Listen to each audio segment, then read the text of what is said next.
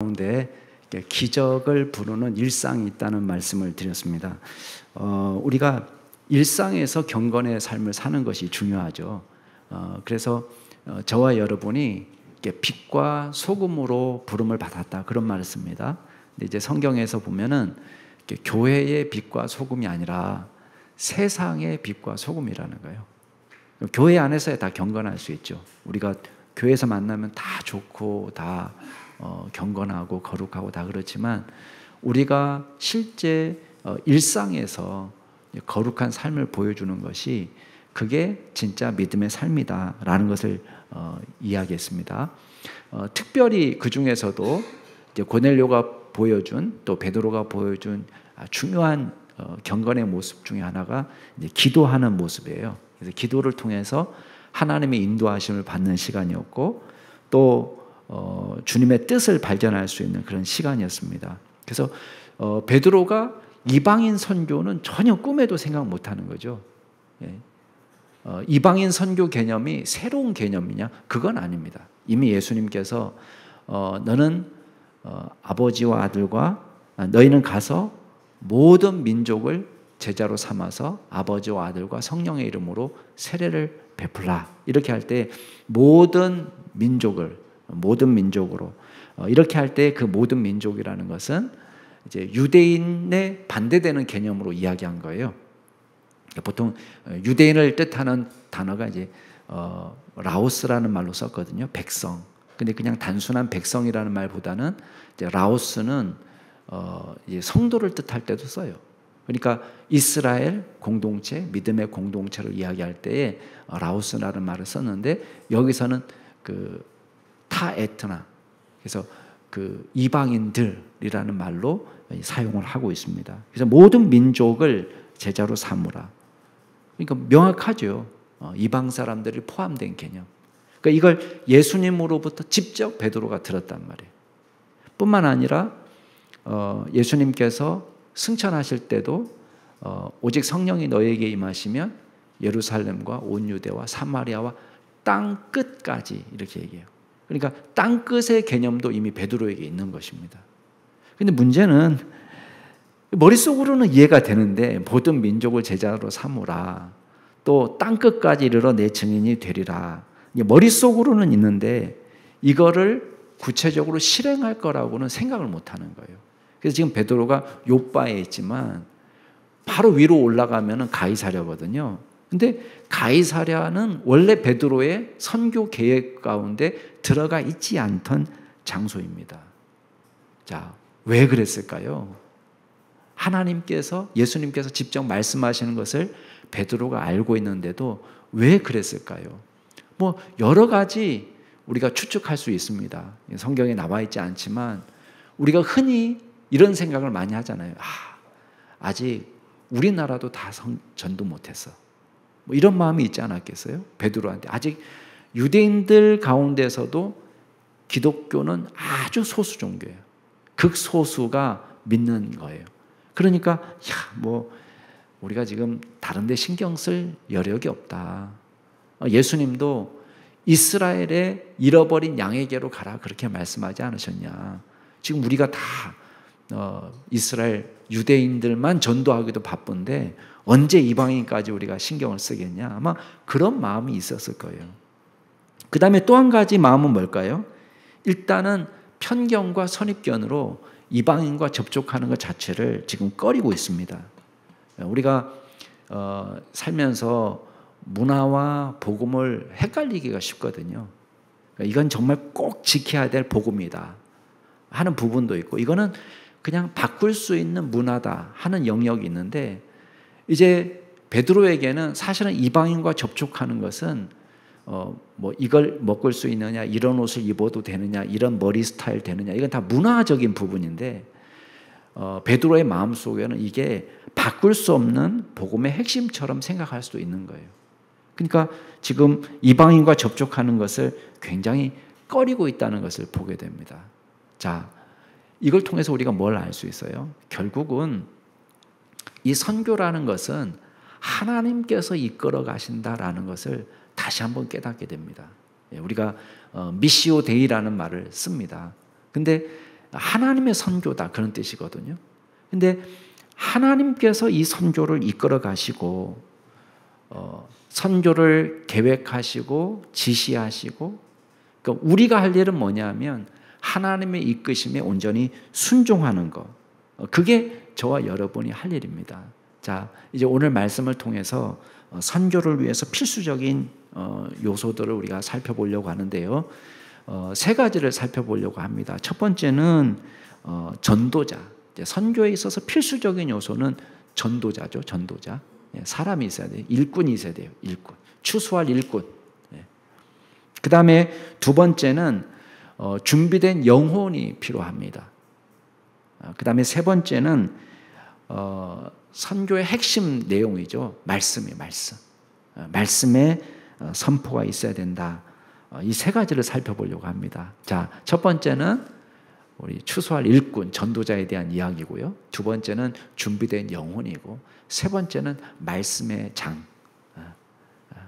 그래서 우리가 만남도 사실 말씀을 위해서 만나는 거지 단순 교제를 위해서 만나는 것이 아니다. 그런 이야기를 하려고 합니다. 자, 먼저 우리가 살펴볼 것은 전하는 사람이 있어야 돼요. 전하는 사람.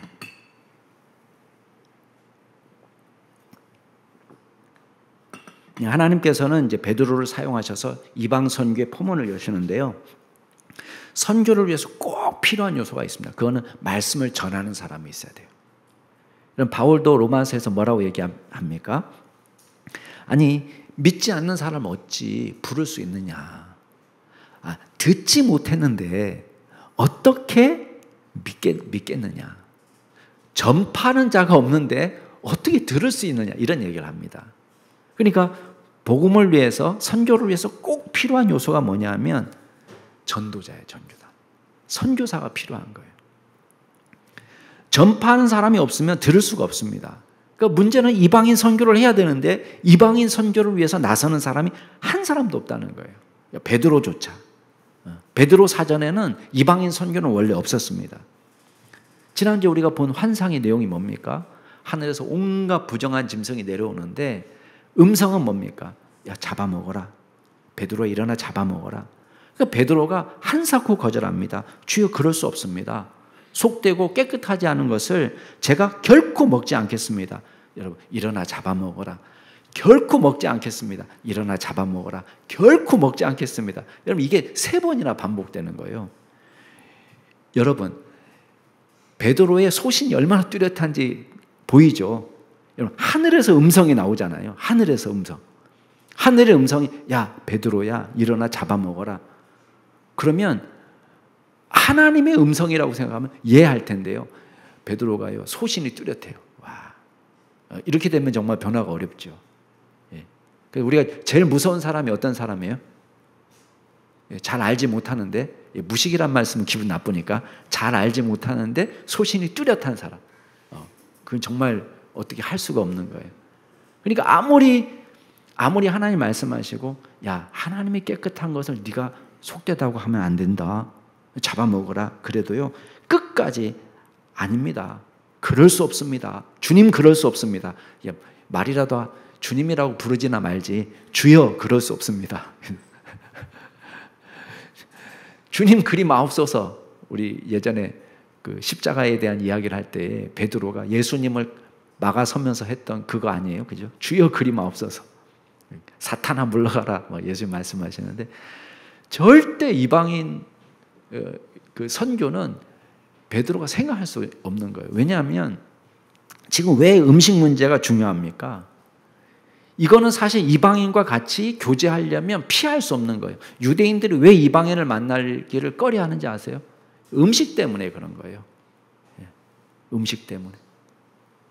그래서 이방인을 어쩔 수 없이 초대해야 된다. 그거는 괜찮아요. 왜? 내가 잡으니까. 내가 통제할 수 있으니까. 내가 대접하는 거니까.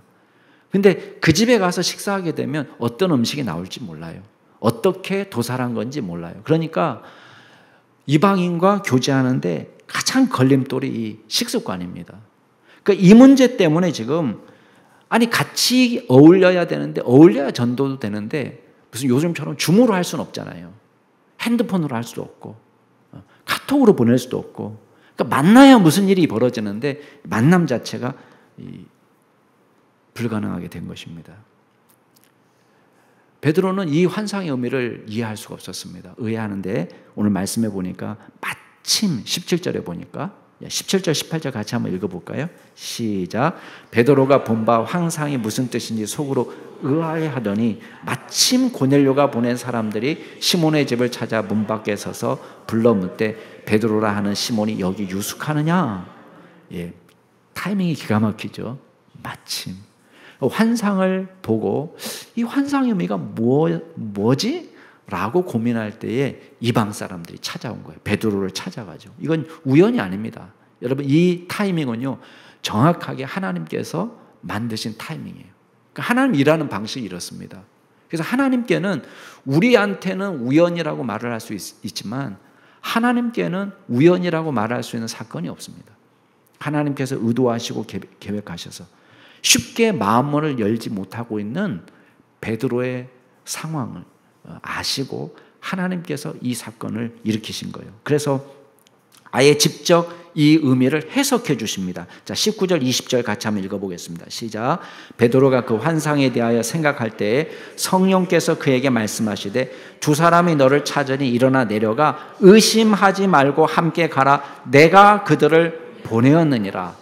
예, 이제 명확하게 환상의 의미를 알려주십니다. 이게 단순히 부정한 짐승을 먹느냐 마느냐 그런 문제가 아니에요. 우리도 다 식습관이 있잖아요. 내가 먹고 싶은 게 있잖아요. 그죠? 근데 하나님께서 야 이거 먹어라 할 때에 단순히 입맛에 안 맞아서 먹지 못하는 게 아니에요.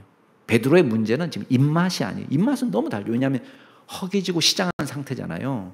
그러니까 뭐든지 먹을 수 있는 상태인데 베드로가 지금 절제하는 거예요. 이건 율법으로 부정한 짐승이라고 생각한 거예요.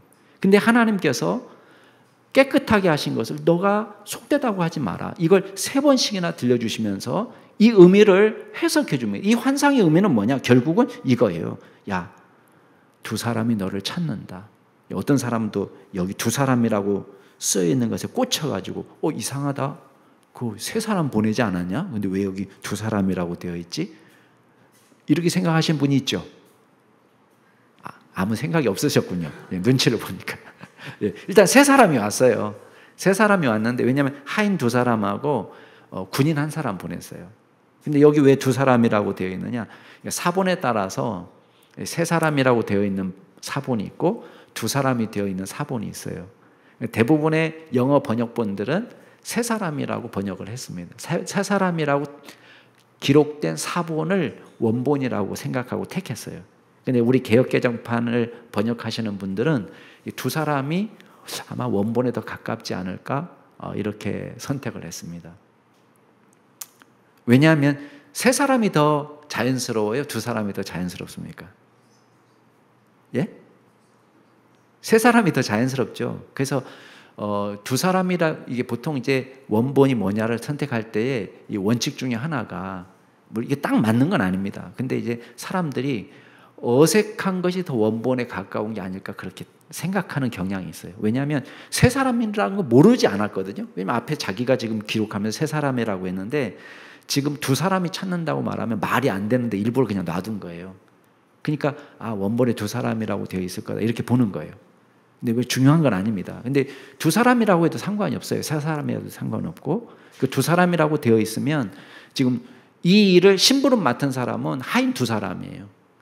그러니까 군인은 뭐냐면 이 2사람을 보디가드 해주는 사람이에요.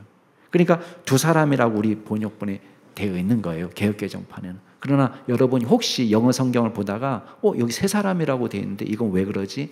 그렇게 놀라지 않기를 바라는 마음에서 제가 이게 구구절절히 설명을 했습니다. 근데 2사람이 너를 찾는데 20절에 일어나 내려가 의심하지 말고 함께 가라. 내가 그들을 보내었다. 여러분 여기서 내가라는 말이 강조되어 있어요. 원문 성경에 보면 에고라는 말이 강조되어 있습니다. 그러니까 이 일의 시작은 누가 시작하신 거냐? 하나님이 시작하셨다는 거예요. 내가 그들을 보냈으니까 넌 걱정하지 말고 의심하지 말고 주저하지 말고 따라가라는 거예요. 이게 하나님으로부터 시작된 일이다. 그러니까요 베드로가 깜짝 놀랐어요. 이제 다 풀리는 거예요. 음식 문제가 단순히 무엇을 먹느냐 그런 차원의 음식의 기호 문제가 아니었구나. 이 문제는 이방인과 유대인을 가르는 아주 중요한 장벽이었는데 지금 이방인들이 베드로를 찾아서 왔는데 이거는 하나님께서 보낸 사람이구나. 그러니까 가야 되는구나. 그 메시지를 읽은 거예요. 여러분 베드로가 내려가서 물어봅니다. 야, 베드로, 내가 베드로인데 무슨 일로 나를 찾냐? 그랬더니요, 이 사람들이 장황하게 설명합니다. 저희들은 백부장 고넬료가 보낸 사람인데요, 고넬료는요 착한 사람이고 하나님 경외하는 사람이고요, 많은 유다 족속이 칭찬할 정도로 경건한 사람입니다. 그런데 거룩한 천사의 지시를 받아서 당신을 우리 집으로 초대하라는 명령을 들었는데 그 심부름 때문에 우리가 왔습니다. 그랬더니 베드로가 23절에 보니까 불러들여서 유숙하게 하는, 너무 늦었으니까 이제 여기서 이제 뭔가를 하고 가야 되겠죠. 그죠? 그러니까 여기서 이제 밥도 대접하고 뭐 이렇게 할 거 아니에요? 식사도 같이 대접하고. 이 결정을 내릴 때의 근거는 뭡니까? 여러분, 베드로의 판단이 결정적인 요인이 아닙니다. 고넬료가 착한 사람이라는 게 판단에 결정적인 영향을 끼친 게 아닙니다.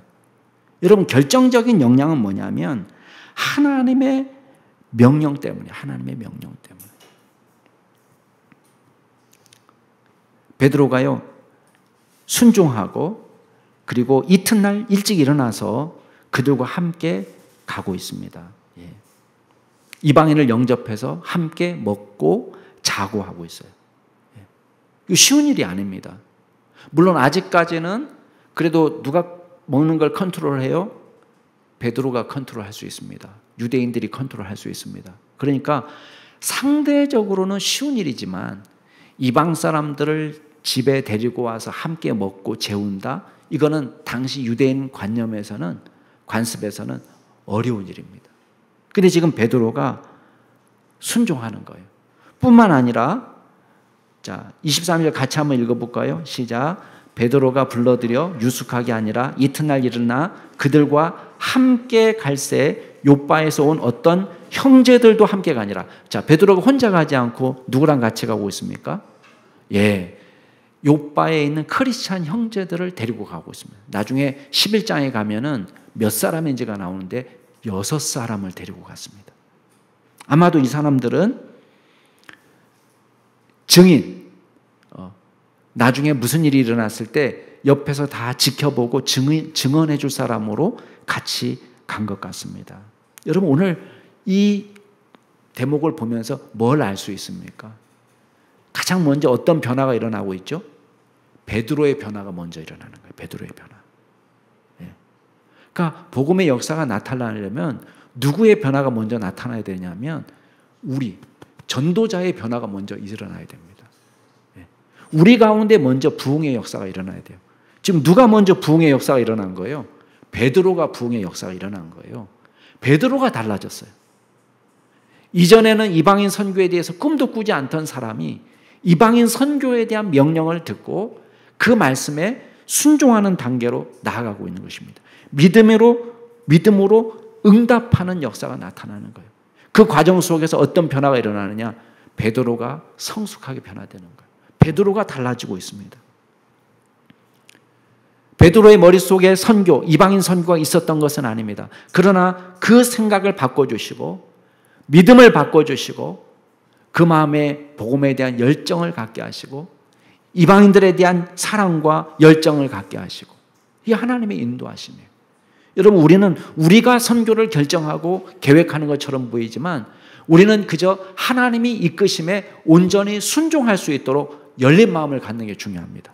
먼저 우리 가운데 부흥의 역사가 나타나는 게 중요합니다. 우리가 영적으로 예민하게 깨어 있어야 돼요. 우리가 하나님을 할 때 우리의 계획대로 모든 게 되는 게 아닙니다. 처음 지난주에 우리 13주년 예배를 드렸지만은 개척하는 과정에서도 하나님의 인도하심이 있습니다. 원래부터 개척할 때에 이 상가 사람들을 대상으로 선교하겠다 그런 생각은 없었습니다. 근데 상가 분양팀 사람들하고 같이 성경 공부할 수 있는 기회가 생겼습니다. 아마 제가 책에도 써놨을 거예요. 근데 그분들하고의 만남이 시작될 때 전혀 예측할 수 없는 만남이었습니다. 저희 장인어른이 병원에 입원해 계시면서 병원에서 예배가 드려줄 줄은 누가 알았겠습니까? 근데 병원에서 2부 예배가 드려졌습니다. 우린 처음부터 1부 예배, 2부 예배 나눠서 드렸어요. 1부는 상가분들하고 예배 드려요. 예배 이 처소도 없을 때 저쪽 건너편 상가에 분양팀 사무실이 있을 때 그 사무실에서 그분들 대상으로 예배를 드리고, 그리고 2부는 병원에 가서 예배를 드리고, 물론 뭐 어마어마하게 많은 숫자는 아닙니다. 작은 숫자지만 꾸준히 예배할 수 있었던 것이 복입니다. 베트남 신학생들을 가르치는 일들도 마찬가지입니다. 저는 계속 도망 다니고 안 하겠다고 그러고 힘든 일이었기 때문에 그러나 어찌어찌 들어갔는데요. 하나님께서 나를 이곳에 인도하셨구나 라는 것을 점점 깨닫게 됩니다. 얼마나 진지한지 모릅니다. 우리는 부족하지만 저와 여러분 가운데 열린 마음으로 우리 가운데 진정한 영적 부흥의 역사가 나타나서 복음의 종으로 쓰임받도록 해달라 기도하시는 여러분들이 될 수 있기를 바랍니다. 여러분 다 할 수 있어요. 여러분 얼마든지 할 수 있습니다. 두 번째, 하나님께서는 우리에게 준비된 영혼을 예비해 놓으십니다. 여러분 아무리 전파자가 훌륭하고 준비되어 있어도 열린 마음의 사람이 없으면 안 됩니다. 여러분 낙심하지 마세요. 반드시 여러분 주위에는요 열린 마음의 사람이 최소 한 사람 이상은 마련되어 있습니다. 아무리 타락한 시대에도 우리의 복음을 들을 수 있는 사람이 옆에 있습니다. 엘리야 시대를 생각해 보세요. 엘리야가 아합 시대에 활동했던 예언자잖아요. 여러분 시대가 정말 절망적입니다. 정치는 엉망진창이고요. 경제가 지금 3년 6개월 비가 오지 않아서 가물어서 경제가 완전히 다 무너진, 먹고 사는 것이 막막한 그런 시대가 되었습니다. 여러분 이세벨이 하나님을 믿는 사람은 죽인다고, 하나님을 믿는 선지자들도 죽인다고 그냥 눈에 불을 켜서 다니니까요. 어디 가서 밥 한 술 떠먹기가 빌어먹기가 어려운 시대가 되었습니다. 여러분 그때 하나님이 누구를 예비하십니까? 시돈 땅에 사르밧 과부를 예비하신다고. 여러분 잘 보세요. 시돈 땅은 이세벨 고향입니다. 우상 숭배, 지금 아합 정권이 우상 숭배 때문에 지금 망하고 있는데 우상 숭배를 적극적으로 도입한 아합의 왕비 이세벨의 고향이라고요. 근데 그 시돈 땅으로 보내세요. 거기서 만난 게 과부, 사렙다 과부를 만납니다. 여러분 최악 아니에요? 이방 땅, 이방인, 또 과부. 과부라는 건 뭐예요? 극빈자잖아요. 극빈자. 우리가 주머니 걸 털어서 도와줘야 될 사람을 만나는 거예요. 근데 정말 역설적이게도 엘리야가 빌어먹는, 누구네 집에서 빌어먹어요? 말이 빌어먹다는 말이 좀 안 좋지만은, 어감이 안 좋지만은 어때요? 내용적으로 빌어먹는 거 아니에요? 근데 사렙다, 이방인 과부 집에서 얹혀 사는 거예요. 그래서 먹고 사는 거예요. 자기하고 사원하고 게하시하고 같이. 극단적인 어려움 속에서. 근데요, 이 사람의 마음이 열려 있어요. 뭐라고 고백하는지 아세요? 내가 당신의 입에 있는 여호와의 말씀이 진실한 줄 아노라. 아니, 이방 여자 입에서, 당신 입에서 나오는 여호와의 말씀이 진실한 줄 내가 안다 라는 신앙 고백을 듣습니다. 어마어마한 일이죠. 예. 베드로가 도착했더니 24절 이튿날, 자 24절 같이 한번 읽어볼까요? 시작. 이튿날 가이사랴에 들어가니 고넬료가 그의 친척과 가까운 친구들을 모아 기다리더니, 아니 가보니까 이미 이 사람들이 기다리고 있어요. 누구와 함께 기다리고 있습니까? 고넬료, 그다음 친척들, 가까운 친구들 다 모아 기다리는 거예요. 아니, 베드로 안 갔으면 어떻게 할 뻔했습니까? 베드로가 안 갈 수도 있잖아요. 하인 두 사람을 보내놓고 우리는 이방인들과 교제하지 않습니다. 이렇게 할 수도 있잖아요. 근데 고넬료는 그냥 올 줄로 믿고 딱 준비하고 있어요. 딱 준비하고 있다는 건 뭐예요? 베드로가 올 거라는 확신이 있는 거예요. 왜? 배후에 하나님께서 역사하고 계시니까. 이런 믿음이 있어요. 또 한 가지는 뭡니까? 왜 이 사람이 자기만 있지 않고 온갖 사람들, 자기가 동원할 수 있는 모든 사람들을 다 동원하고 있습니까? 이 사람에게 뭐 어떤 믿음이 있는 거예요? 하나님의 말씀의 중요성을 아는 거예요. 하나님의 말씀을 꼭 들어야 된다. 나뿐만 아니라 모든 사람이 들어야 된다. 이런 믿음이 있는 거예요. 이게 얼마나 중요한지. 여러분, 우리는 중요한 것을 위해서 모이잖아요. 어떤 모임이 있습니까? 여러분 어떤 모임에 가입해 있습니까? 등산하는 산악회도 있고요. 여러 가지 투자를 위해서 배우는 모임도 있고, 뭐 자녀 교육 때문에 정보를 얻는 모임도 있고, 뭐 여러 가지 동호회들이 있잖아요. 자기가 중요하다고 생각하는 건 모이는 거예요. 어떤 방황하는 젊은이가 있었는데 어렸을 때부터 난리도 아니에요. 도둑질을 밥 먹듯 하고, 벌써 10살 때부터 자기 아버지가 이제 세무서 직원이었는데 아버지 돈을 왜 훔치는 아이 있잖아요. 10살 때부터. 그리고 이거를 어렸을 때부터 거짓말하고 노름하고, 어머니가 돌아가시는 날도 술 먹고 노름하느라고 어머니 임종도 지키지 못해요. 그 정도로 방탕한 친구였습니다. 근데 그의 친구가 이 아이를 데리고 갑니다. 제일 중요하다고 얘기하는 모임. 고넬료처럼. 고넬료 지금 식구들, 친척들, 뭐 친구들 다 싹 긁어 모아서 지금 기다리고 있는데, 말씀을 해서 이 방황하는 젊은이를 친구가 말씀을 배우고 기도하는 자리로 데리고 가는 거예요. 근데 거기서 이 친구가 변화가 됐습니다. 변화가 돼가지고 할레 대학의 자기 스승 헤르만 프랑케가 이제 고아원 사역하는데 감동을 받아가지고 이 사람도 평생 고아원들을 돌보는 일에 헌신합니다. 이 사람 이름이 뭔지 아세요? 5만 명이나 5만 번의 기도가 응답되었다는 간증을 남긴 조지 뮬러라는 사람입니다. 여러분, 어떤 모임이, 어떤 만남이 있느냐가 중요한데요. 고넬료는 그걸 알고 있어요. 이 모임이 얼마나 중요한지. 그러니까 싹싹 모아가지고 지금 하나님의 말씀을 들으려고 하는 거예요. 게다가 25절, 26절 같이 한번 읽어보세요. 시작. 마침 베드로가 들어올 때에 고넬료가 맞아 발 앞에 엎드려 절하니 베드로가 이렇게 이르되 일어서라, 나도 사람이라 하고.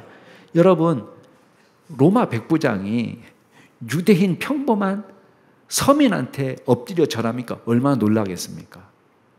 이게 거꾸로 돼야 되지 않겠어요? 로마 백부장이면 그래도 지배 민족이잖아요. 지배 민족의 장교잖아요. 근데 베드로는 그냥 갈릴리 총구석 평범한 시민이에요. 그 사람한테 넙죽 절하는 거예요. 그러니까 베드로가 너무 놀랐어요. 아유, 일어나십시오. 저도 그냥 평범한 사람입니다. 여러분, 고넬료가 왜 이렇게 넙죽 절할까요?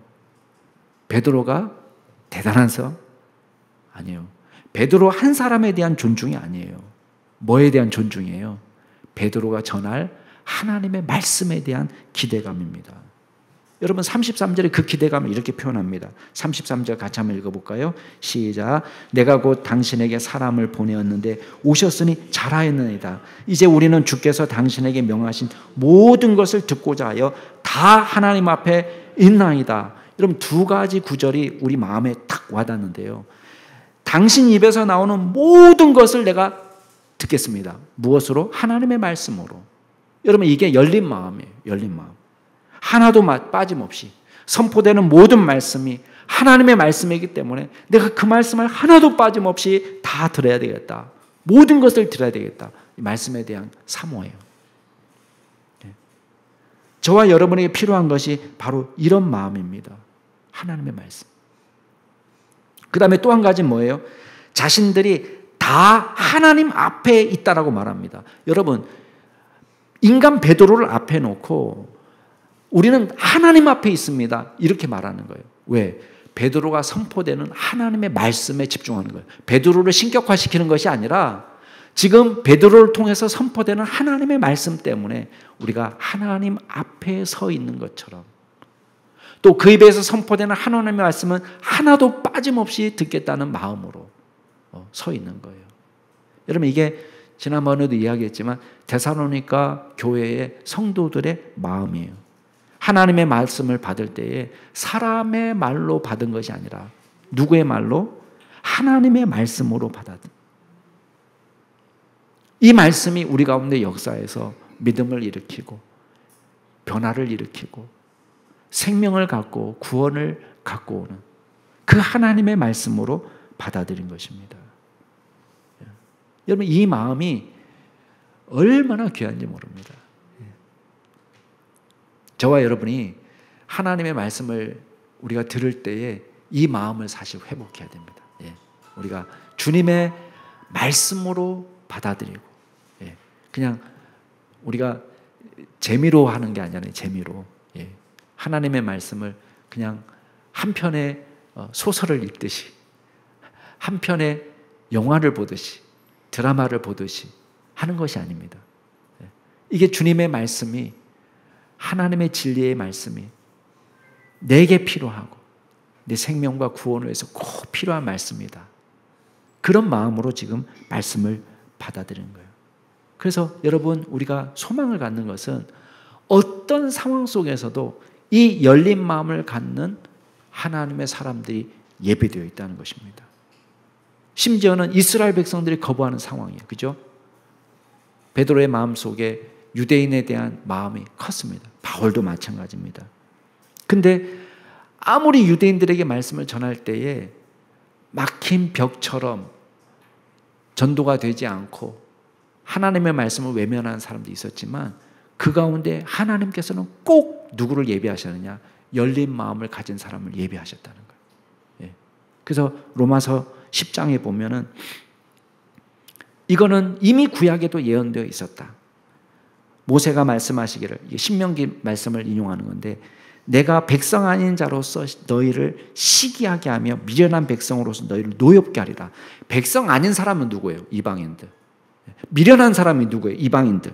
이 미련한 백성이 오히려 복음을 받아들임으로 이스라엘 백성들을 시기나게 하고 노엽게 할 거다. 이사야는 뭐라고 예언하고 있습니까?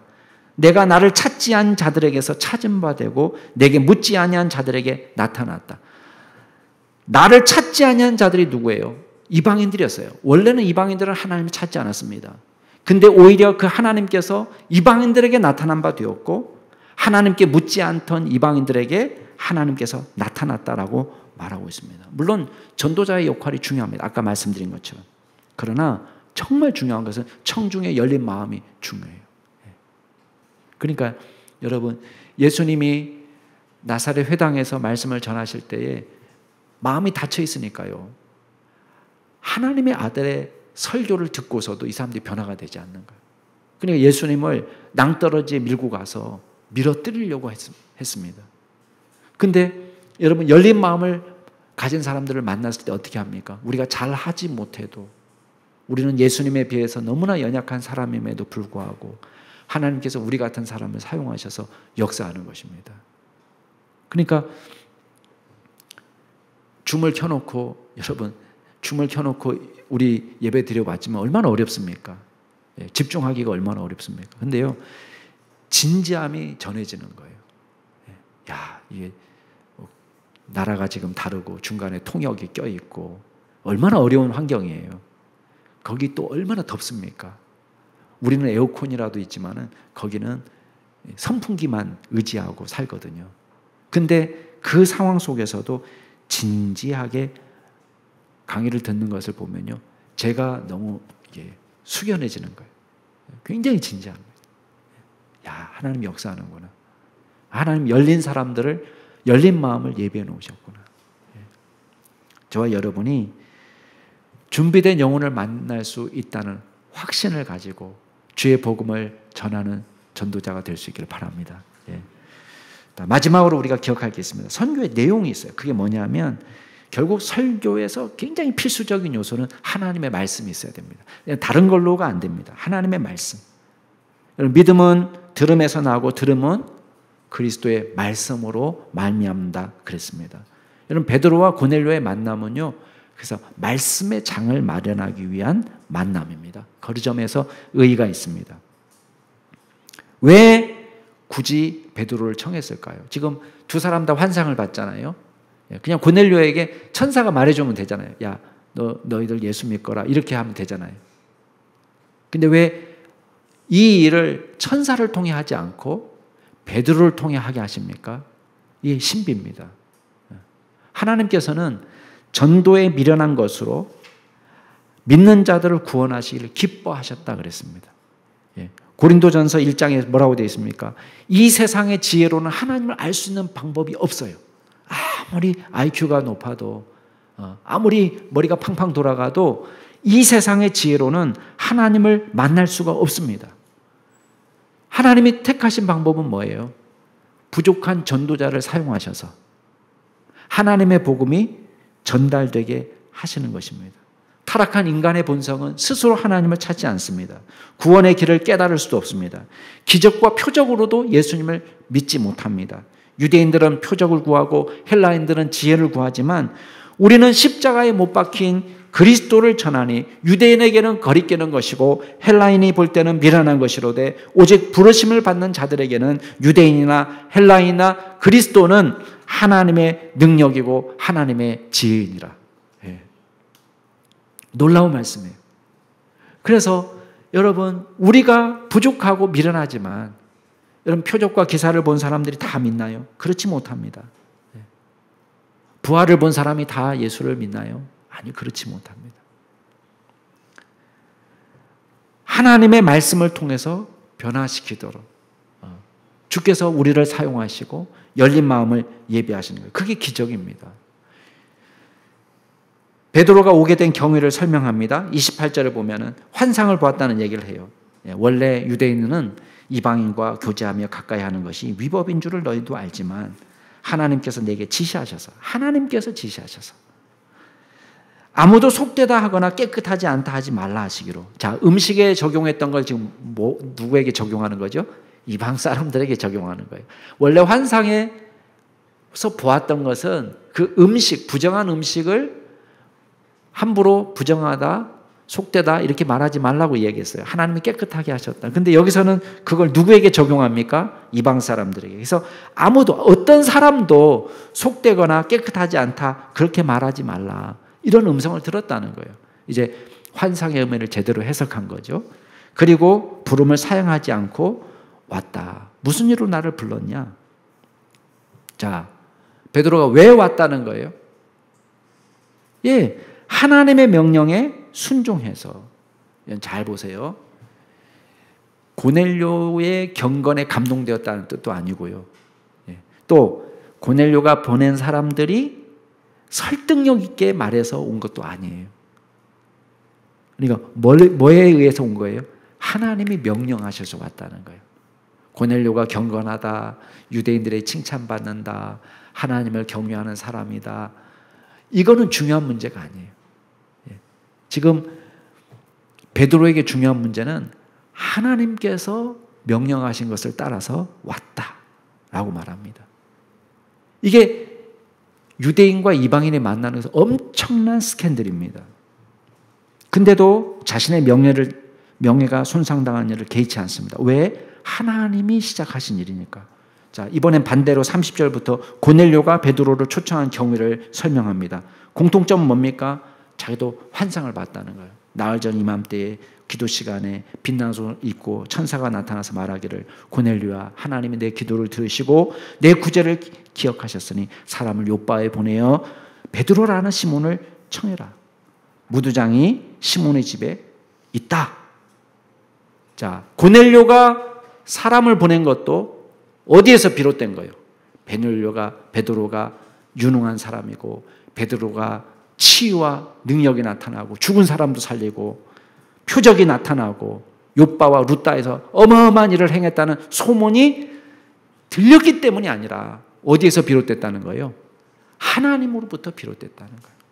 자, 이 만남을 성사시킨 분은 하나님이신데 무엇을 위한 만남이냐? 여기 보니까 주께서 당신에게 명하신 모든 것을 들으려고 결국은 하나님의 말씀을 듣기 위한 만남이라는 거예요. 여러분, 적어도 부흥을 위해서 기도는 중요합니다. 그러나 동시에 기도하면서 반드시 우리에게 있어야 될 것이 무엇입니까? 그리스도를 증거하는 일이에요. 하나님의 말씀을 전하는 일이 없이는 변화가 일어나지 않습니다. 베드로와 고넬료의 만남은 단순한 유대인과 이방인의 정치적인 화해가 아닙니다. 민족 간의 화해가 아닙니다. 이 만남의 목적은 무엇입니까? 어떤 금기도 사라지게 한 이유는 딱 한 가지예요. 말씀을 전할 수 있도록, 말씀을 서로 나눌 수 있도록 하나님께서 이중 환상을 통해서 베드로에게도 보여주시고 고넬료에게도 보내주시고 이 만남을 성사시킨 유일한 이유는 무엇입니까? 하나님의 말씀을 나눌 수 있도록. 여러분, 이게 엄청 중요한 일이에요. 오늘 우리의 문제는 뭔지 압니까? 하나님의 말씀을 나누는 나눔이 사라졌다는 거예요. 여러분, 우리가 좋은 교제로, 인간적인 좋은 교제로 우리가 이미지를 개선시킬 수는 있습니다. 우리가 경건한 삶으로, 구제로 우리가 칭찬을 받을 수는 있습니다. 그러나 거기에 하나님의 말씀이 빠지면 아무런 역사도 일어나지 않는 것입니다.